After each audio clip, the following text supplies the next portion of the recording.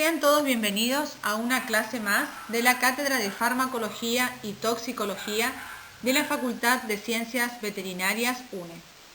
El tema que nos convoca hoy es sobre biotoxinas de origen animal. Recordemos que la toxicología es el estudio de los venenos y de sus efectos en los mecanismos fisiológicos normales. Más aún en el ámbito de la toxicología veterinaria, las toxinas son extremadamente diversas y afectan tanto a las especies domésticas como también a las silvestres e incluso pueden afectar al hombre.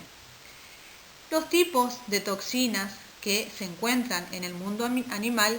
van a variar y va a depender según el origen del cual proviene. Entonces estos animales van a tener su grado diferente de toxicidad, lo cual está hablando de una cualidad de ser venenosos, como es el caso conocido de las serpientes o incluso de otros insectos. Recordemos que un animal venenoso es aquel que produce una toxina y que no solo ello, sino que además tiene que tener un mecanismo o dispositivo de entrega o de inoculación para poder inyectar la toxina en la presa. Llámese colmillos o dientes venenosos en el caso de las serpientes o aguijón. En relación a las biotoxinas de origen animal, en esta clase nos toca conversar sobre las toxinas que provienen de las serpientes, particularmente. Por lo tanto, en esta clase del día de hoy vamos a desarrollar los aspectos que involucran a las serpientes venenosas que son de reconocida importancia médica debido a su potente veneno. También observaremos las características y los mecanismos de acción que van a variar según la composición venómica y también cuál es la fisiopatología del envenenamiento, que va a depender de qué serpiente mordió, si una serpiente de un género como yarará o del género cascabel. Es decir, que toda esta temática está orientada tanto a la conservación de las serpientes por su rol jerárquico dentro del ecosistema, como también a la problemática del ofidismo. Por eso consideramos que como objetivos principales es importante diferenciar las serpientes venenosas de aquellas que no las son, reconocer también, hablando en la composición bioquímica, cuáles son las principales enzimas y sus mecanismos de acción de los venenos, que después los vemos manifestados en aquellos signos y síntomas, aquellos signos ya sean tanto locales como también sistémicos. Y relacionar, esto es muy importante, las manifestaciones clínicas del paciente que ha sido mordido por una serpiente venenosa, con lo cual podemos diferenciar sin necesidad de ver a la especie de serpiente cuál es la especie, ¿no es cierto?, o por lo menos el género que ha mordido a esa víctima de envenenamiento. Y si hablamos de serpientes, la verdad que tenemos que decir que las serpientes desde siempre han tenido que soportar toda serie de presiones, ¿sí?, de toda índole. Es decir, que a lo largo de la historia las serpientes han sido una parte importante del desarrollo cultural del hombre. Por ejemplo, su presencia en las diferentes culturas se encuentra siempre rodeada de mitos y de magia. Un ejemplo claro son las tradiciones religiosas o judeocristianas, en donde la serpiente es o fue considerada como la reencarnación terrenal del mal. Y en otras culturas, tanto pasadas como presentes, las serpientes han sido divinizadas en los cultos y tradiciones. Un ejemplo de esto es que en algunos pueblos orientales, americanos o incluso europeos, se las ve, ¿no es cierto?, de entre las personas siendo hipnotizadas o siendo parte de algún tipo de espectáculo. Entonces, como dice en la obra este autor, que es Charro Gorgojo, en realidad las serpientes no son ni dioses ni demonios. Son solo un grupo de reptiles, como muchos otros, como tortugas, como los crocodilia, que han, ¿no es cierto?,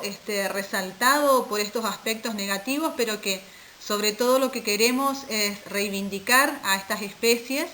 que son principalmente reguladoras y controladoras biológicas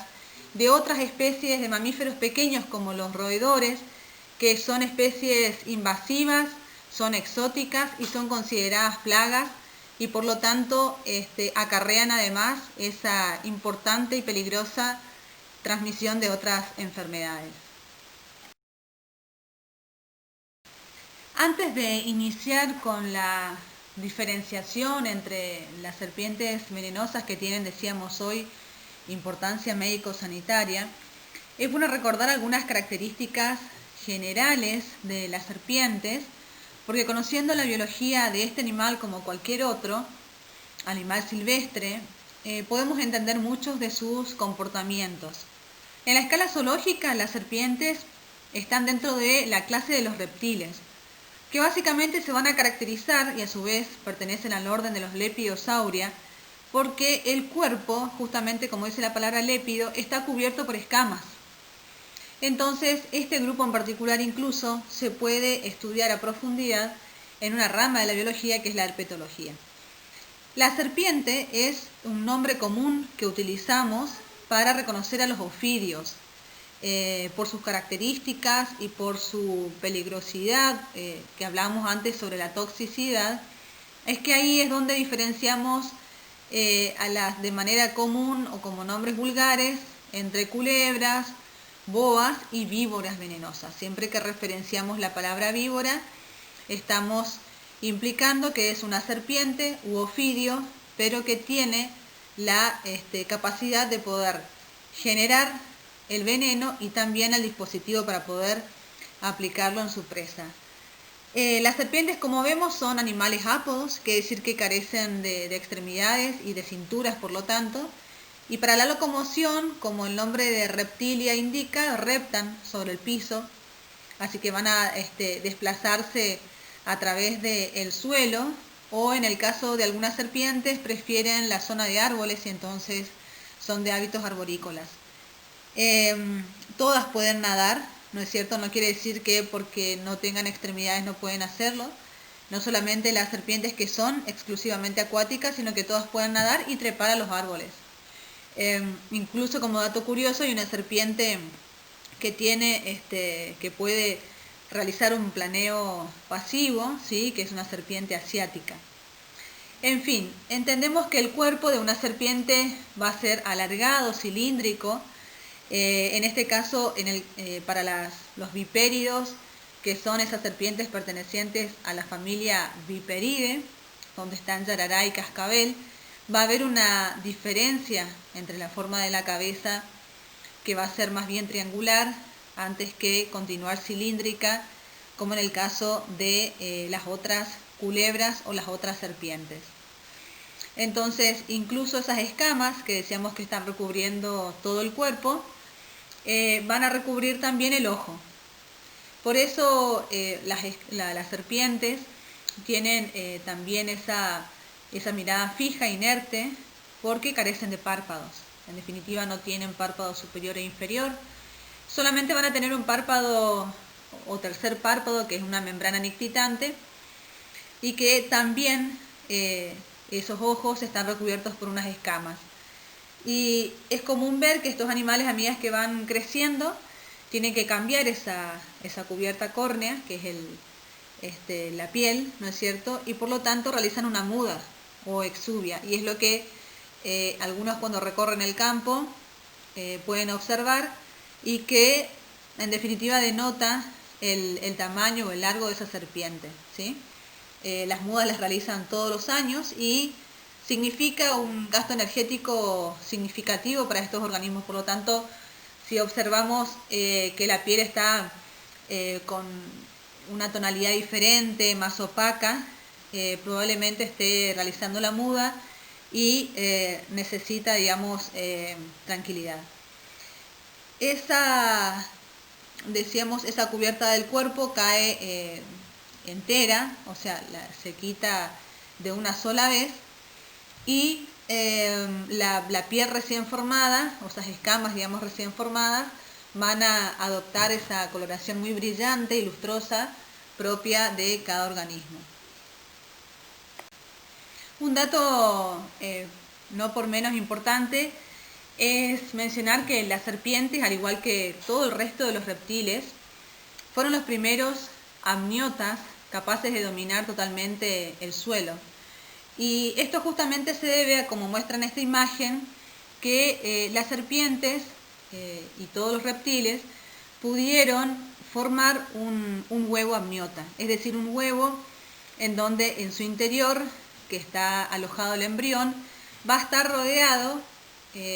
inmediatamente por fuera de él de una membrana extraembrionaria que es el amnios, ¿no? Por eso el nombre de amniota, a diferencia de los anamniota, que son anfibios y peces, ¿sí? Entonces, eso es muy importante porque estos animales se independizaron del agua para su reproducción. Esto quiere decir que las serpientes, en particular, pueden mostrar una reproducción de tipo ovípara, es decir, colocando huevos. Por eso también las serpientes acostumbran a realizar pequeños nidos o colocar los huevos sobre el suelo, sobre la arena, lograr tener una humedad necesaria para que esos huevos puedan realizar una incubación satisfactoria. Pero también tenemos que saber que hay otras serpientes que son vivíparas.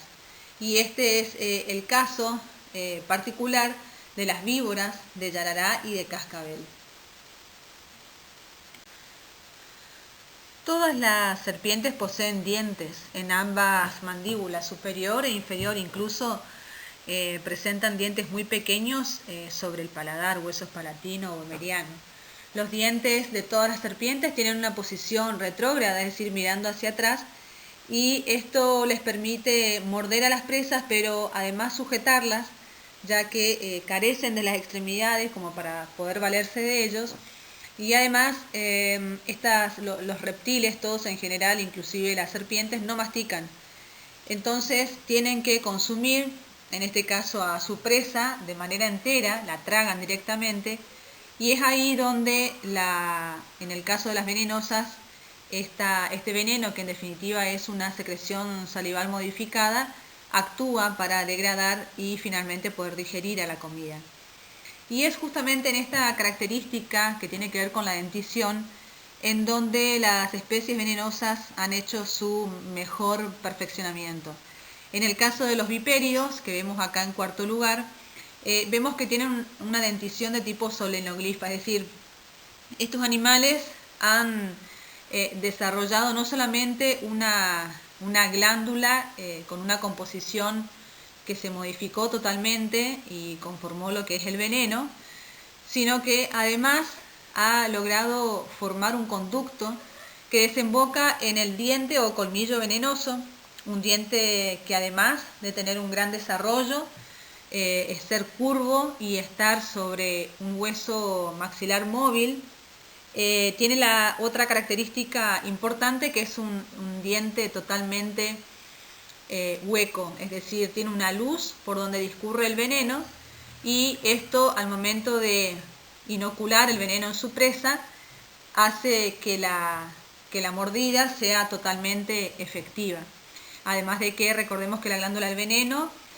va a ser presionada por el músculo macetero, una razón también por la cual la descarga es rápida y muy efectiva. Otro tipo de dentición que está presente en una familia diferente a los vipéridos es la familia Elapidae, que está en tercer lugar,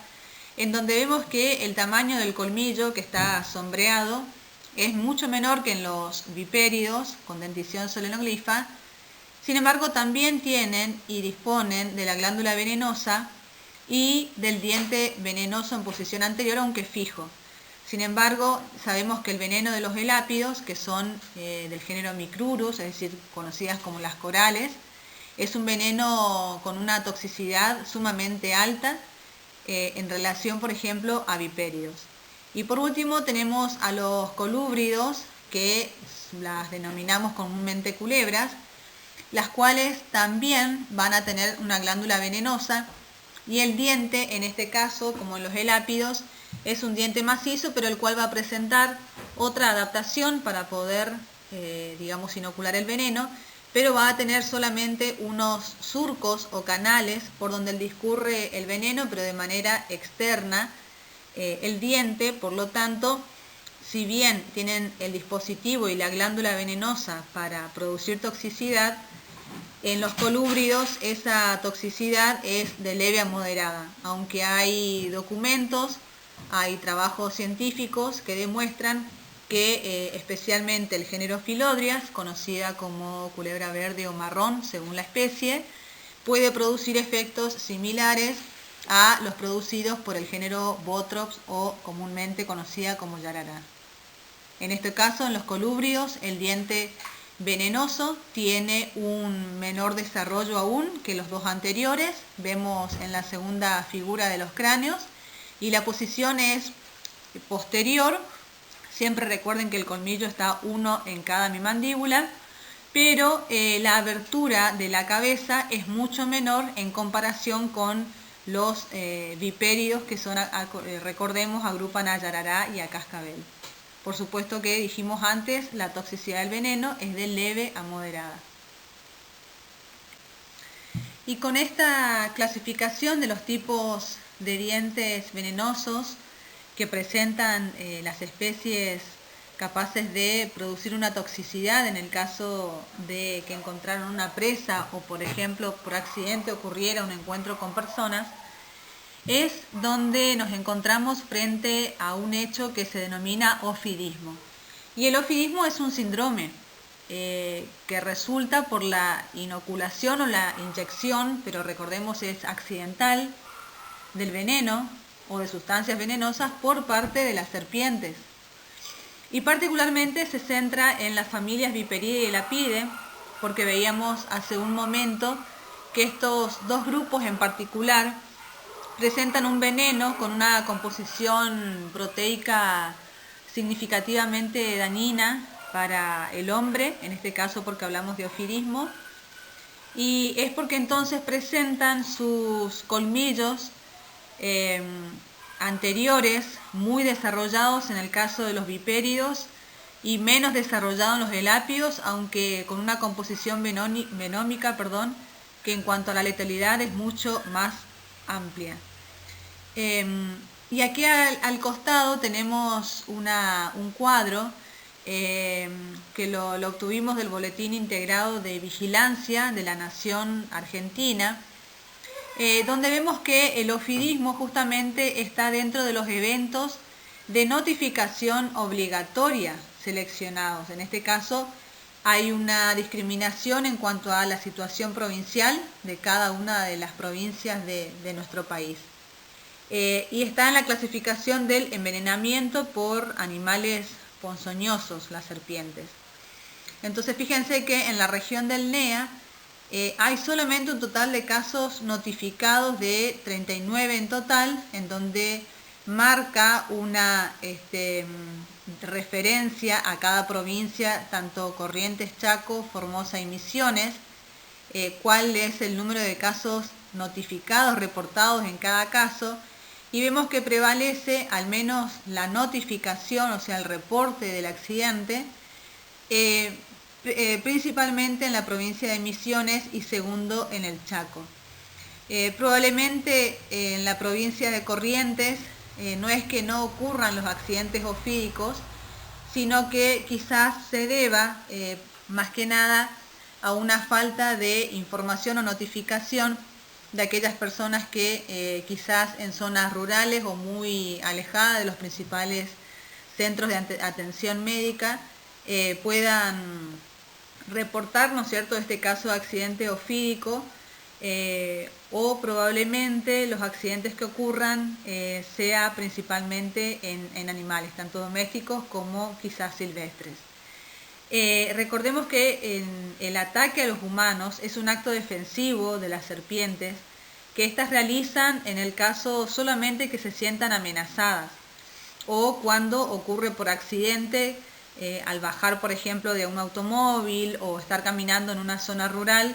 y pisarlas por accidente, ocurre esta acción de la mordida, y se desarrolla entonces así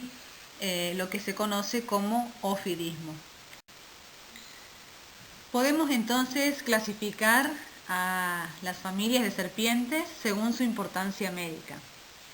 Tenemos a la familia Viperidae, que comprende a el género Bothrops, con sus representantes que vemos acá, las dos imágenes del borde inferior derecho, que tenemos a Yarara grande,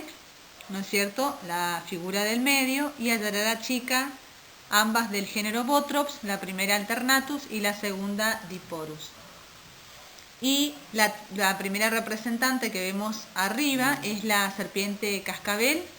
que tiene el nombre científico de Crotalus durisus terrificus, la única especie de Crotalus existente en nuestro país. Y luego tenemos también uno de los principales representantes de la familia Elapidae, que es la especie Micrurus pyrrhocryptus, una serpiente coral con una coloración típica de las verdaderas corales, con anillos completos que rodean al cuerpo, dispuestos en colores rojo, blancos o amarillentos y negros. Estas especies causan alrededor del 99% de los accidentes ofídicos en Argentina, pero de ese 99%, el 89% prácticamente corresponde a las serpientes de la familia Viperidae. En menor grado, por supuesto, lo hace la familia Elapidae.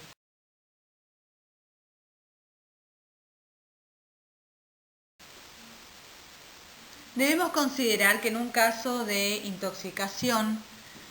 la gravedad del envenenamiento va a estar en relación con el género del ofidio que es responsable de esa mordedura. Es decir, que variables como por ejemplo el tamaño del ejemplar o la dentición o principalmente diría la composición del veneno, si es un veneno de tipo principalmente hemorrágico y miotóxico como Yarará, o neurotóxico como en el caso de cascabel y Micrurus y coral, por supuesto que la respuesta también va a estar dependiendo del otro lado de la víctima que padezca una mordedura de accidente, es decir, si también por su parte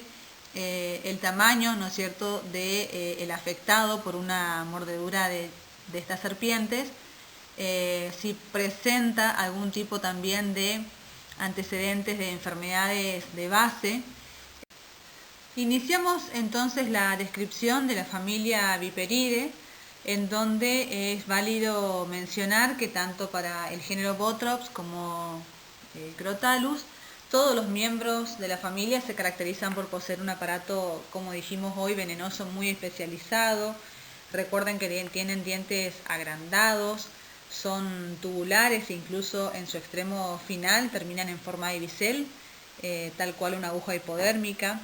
Son móviles, ¿se acuerdan? Están montados sobre un hueso que rota sobre su propio eje, y esto permite colocar los dientes plegados sobre el techo de la boca. Puede entonces de esta manera cambiar la posición de los dientes en reposo o al momento de la mordida. El veneno de los viperios es un veneno por lo general sumamente destructor de tejidos,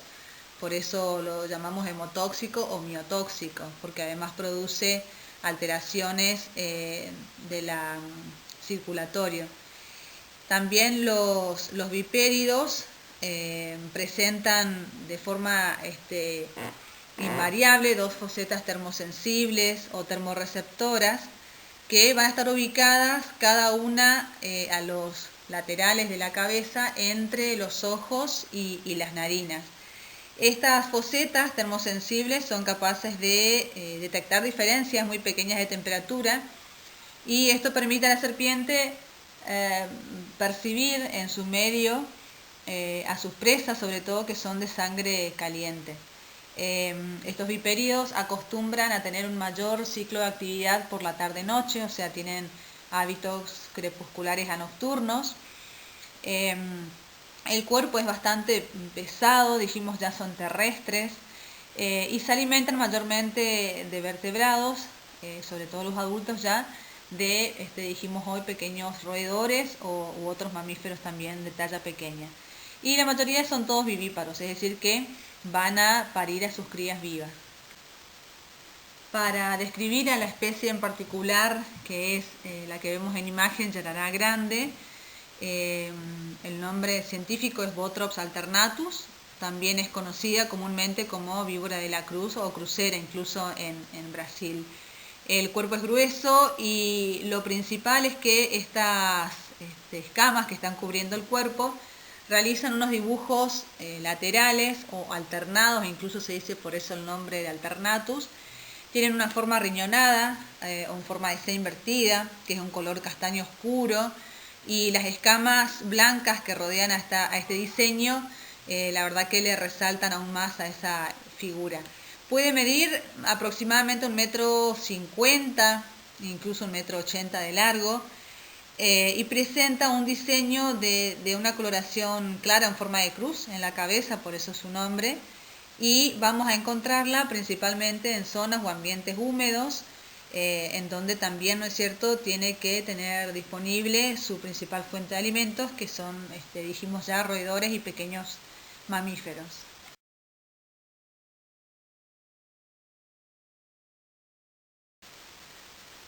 En esta segunda imagen vemos a otra especie de congénere, es Botrops diporus, conocida como nombre común Yarará chica, pero es la especie que provoca el mayor número de accidentes ofídicos. Tiene una coloración que se distingue de la Yarará grande porque es más bien parda, un poco más grisácea, y tiene grandes manchas más bien simétricas, marrones, son bilaterales porque si se la mira desde una vista dorsal, ¿no es cierto?, una vista superior, vemos, algunos dicen que se asemejan a un reloj de arena o a las alas de una mariposa, ¿no? El cuerpo es un tamaño mediano, es de menor talla que una yarará grande, y también tiene la misma preferencia en cuanto a su alimentación, o sea, acuérdense que todos los viperios van a tener esa presencia de foseta termorreceptora presente entre los ojos y las narinas. También son de hábitos crepusculares y nocturnos y igualmente vivíparas. Tienen, acuérdense, la forma de la cabeza es triangular y se diferencia del alternatus porque el vientre de esta es blanco, carece totalmente de manchas, y si recordamos la imagen anterior en donde vemos al cuerpo de la serpiente un poco despegada del suelo, vemos que sí presenta manchas hacia las líneas laterales que se concurren a nivel de la zona gular, en una forma de V invertida. Y por último, la tercera especie de la familia Viperidae o vipéridos, como digamos forma castellanizada de poder nombrarlos, tenemos a Crotalus grisus terrificus, o conocida como cascabel. Esta es una serpiente primeramente muy llamativa en la parte sonora, porque tiene el extremo final de la cola un cascabel que está conformado por un número variable de anillos huecos que son de constitución córnea, pero que al ser agitados enérgicamente por esta serpiente produce un sonido particular, ¿sí? Incluso hasta las yarará tienden a imitar ese sonido golpeando el extremo de la cola contra el piso también enérgicamente. Pero bien, tenemos que la cascabel tiene un cuerpo más grueso, o sea, si la vemos ya notamos que es bastante más fornida, ¿sí?, que la yarará, y tiene unas manchas romboidales, marrones, con bordes claros en el dorso, incluso son escamas que asemejan a la vista como un aspecto más de un borde redondeado, como perlado. Son serpientes de un largo similar a la yarará grande, 1,50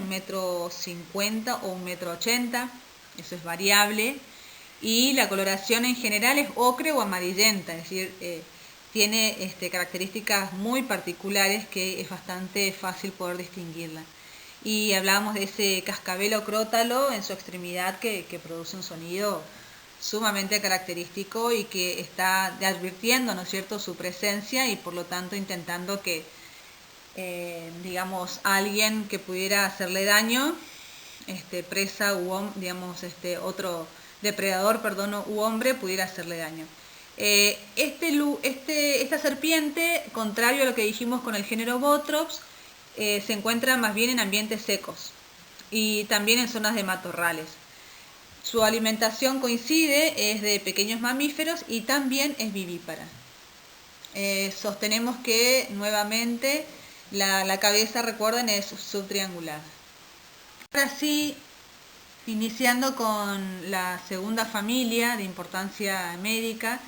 estamos con la familia Elapidae, en donde decíamos que tenemos a su representante, que es Micrurus pyrrhocryptus. Esta serpiente tiene una talla mucho menor. Vamos a ver que el cuerpo es cilíndrico, digamos, a todo lo largo, salvo en el extremo de la cola donde se adelgaza, pero no hay una diferencia notoria entre la forma o la región de la cabeza, no se distingue un cuello y hay una uniformidad en esta morfología. Puede alcanzar hasta el 1,30 m aproximadamente de longitud y es de un color, decíamos hoy, con anillos negros,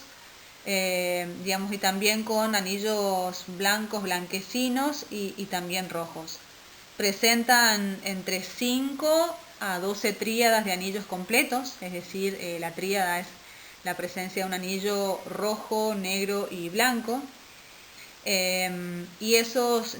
anillos negros, están separados por anillos rojos.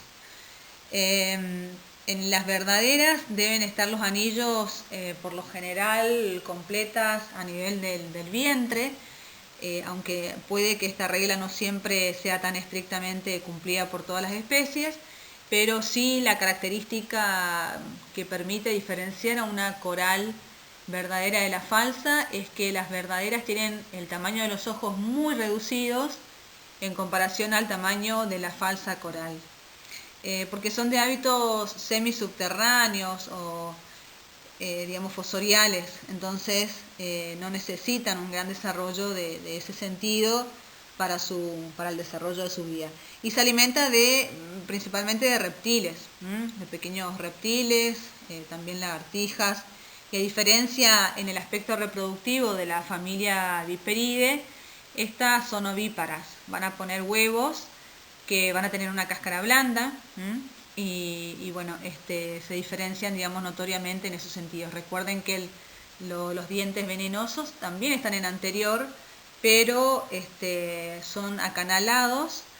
y de un tamaño mucho más reducido que, digamos, que la otra familia.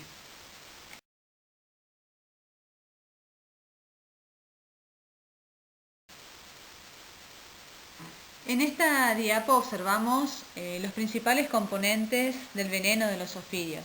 Vemos que tenemos enzimas que se denominan fosfolipasas A2, las que son principalmente responsables del efecto mionecrosante, es decir, que producen una desestabilización en la membrana de las fibras musculares, produciendo, ¿no es cierto?, finalmente su ruptura, y por lo general trabajan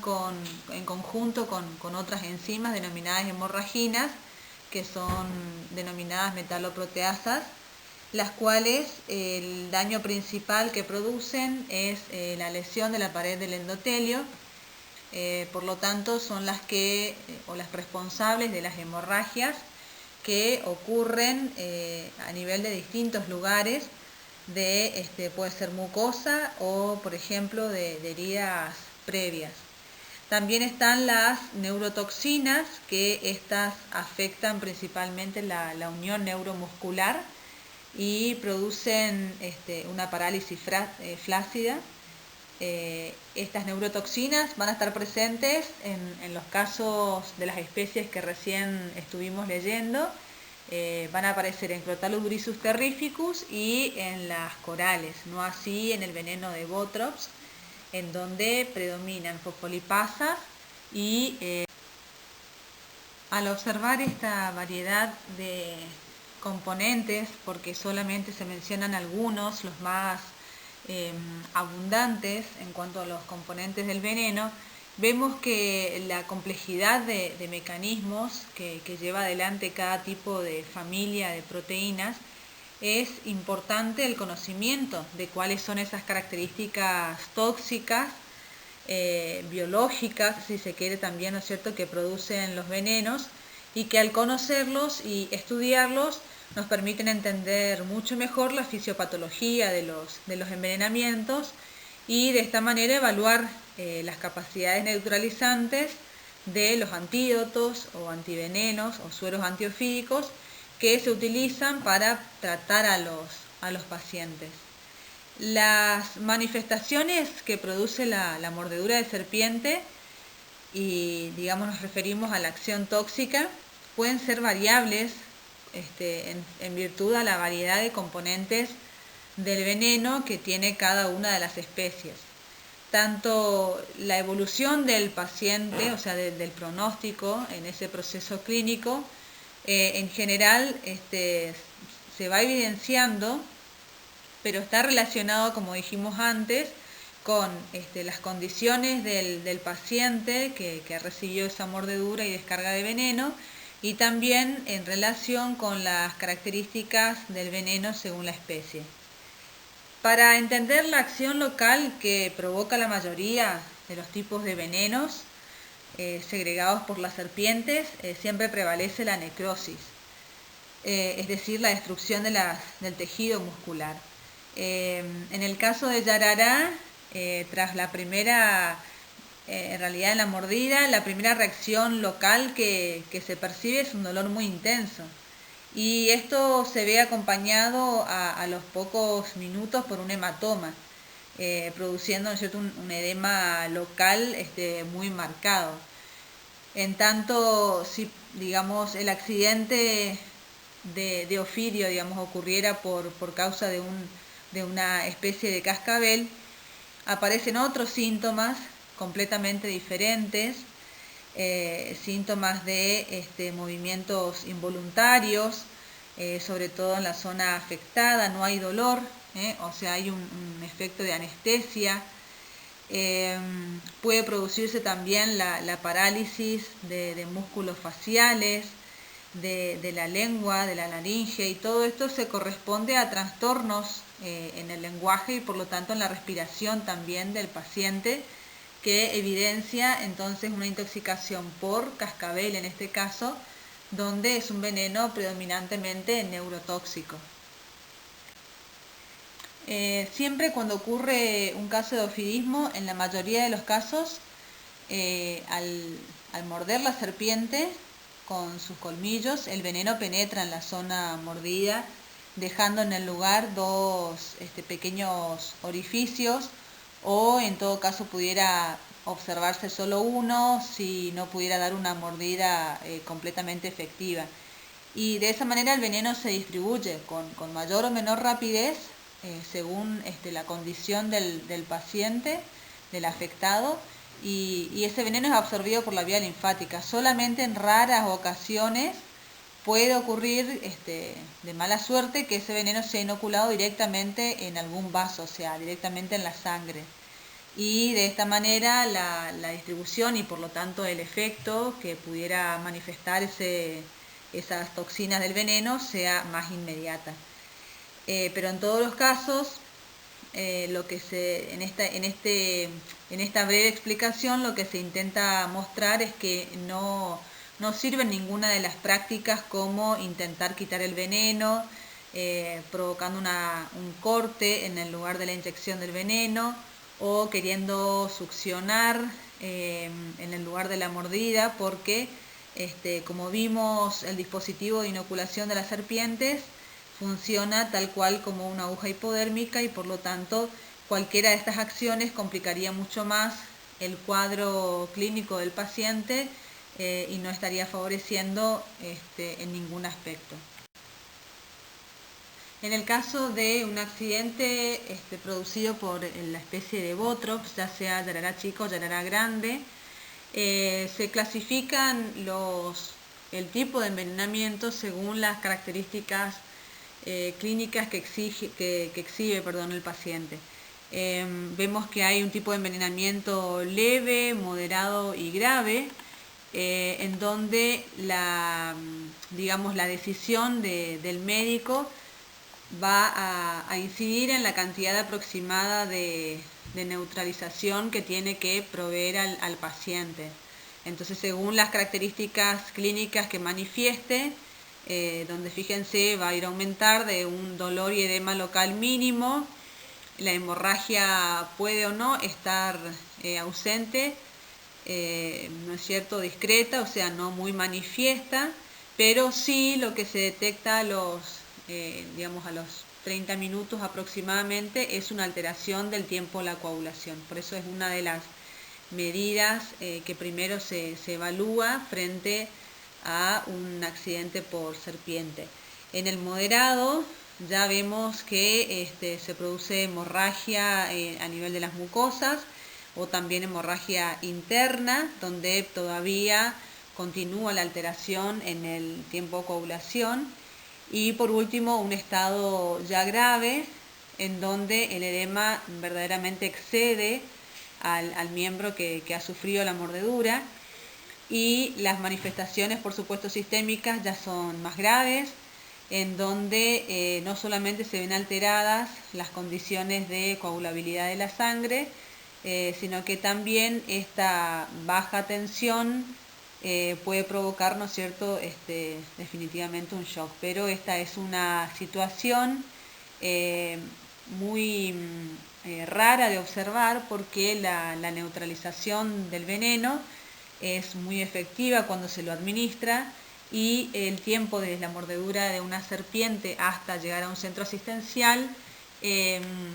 digamos, se puede estimar en unas entre 6 a 12 horas.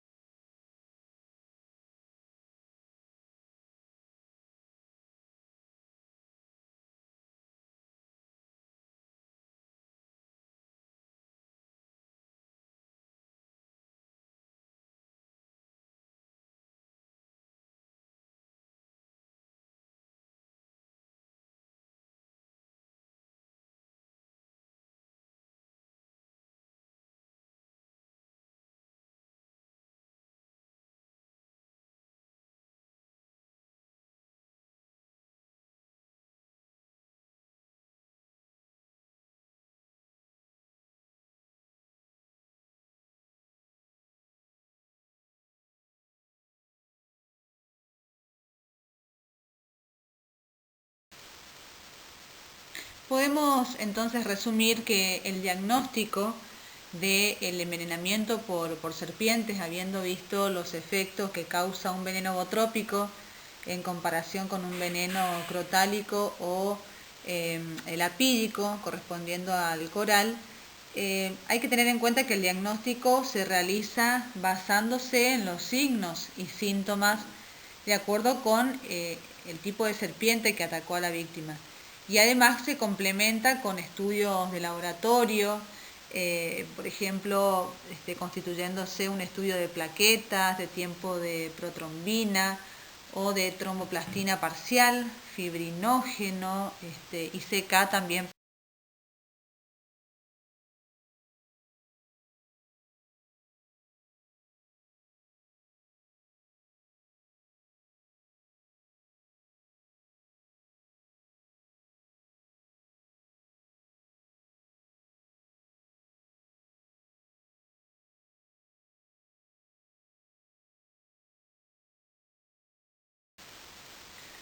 Y en esta última diapo destacamos entonces que las serpientes tienen importancia, la verdad que muy amplia,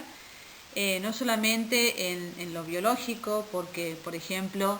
como dijimos antes, su alimentación está basada en pequeños mamíferos y sobre todo en los roedores. Entonces, estas producen una efectiva limitación de las poblaciones de este tipo de animales, que además, recordemos, son sumamente nocivos. También el veneno desde hace muchos años es útil en la medicina y en la industria farmacéutica, ya sea por sus propiedades farmacológicas como antibacterial o anticoagulante, Es decir, que a partir de conocer la acción y el mecanismo de acción principalmente de muchas de las enzimas, se han logrado avances importantes en este sentido. Y la obtención del veneno también es primordial para la producción del suelo antiofídico. Recordemos que hasta el momento la producción de los antivenenos se realiza a partir del propio veneno de las diferentes especies, o sea que son necesarias para a su vez reconstituir, ¿no es cierto?, el estado normal de aquella persona que fue mordida. Es muy importante prevenir, es decir, así como suelo decirlo, si conocemos a las serpientes, podemos evitar los accidentes. Hay una serie de medidas preventivas para evitar el encontrarse con una serpiente venenosa. Por ejemplo, cuando uno recorre lugares como pastizales o montes, usar siempre botas, pantalones largos, gruesos, ¿no es cierto?, porque la mayoría de los accidentes justamente están localizados en esa zona, en las piernas, a la altura de la región del pie, digamos, sobre todo de la pierna. Si hacemos algún tipo de caminata durante la noche entre pastizales, tener mucha atención y resguardo, ya que estos animales, recuerden que tienen de por sí un comportamiento de mayor actividad en las horas crepusculares y nocturnas. Evitar, por supuesto, manipular a las serpientes en estado silvestre, porque bueno, si bien las serpientes no son agresivas por naturaleza, por eso no tampoco deben ser molestadas, porque corremos el riesgo de tener un accidente. Y tener el conocimiento de las serpientes, principalmente de nuestra región, por supuesto que le agrega un valor cultural no utilitario, como se dice a las serpientes, porque digamos, al conocer estos aspectos de estos animales que conviven en esos tipos de ambientes, tenemos que tomar estas medidas preventivas para poder evitar cualquier tipo de mordedura por serpientes venenosas. Finalmente, a manera de cierre de esta clase sobre biotoxinas de origen animal y puntualizando sobre las serpientes, quiero destacar que es importante y muy valioso continuar con investigaciones en torno al tema de el ofidismo, ¿no es cierto?, ya sea tanto en su composición venómica como también en explorar aquellas cuestiones inherentes al mejoramiento de los antivenenos.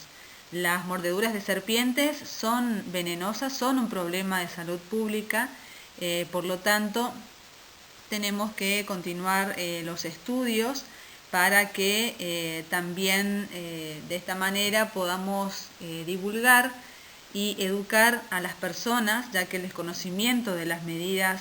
apropiadas por parte de la comunidad en general o del personal médico puede incidir de manera negativa en el tratamiento de una mordedura por alguna de estas serpientes.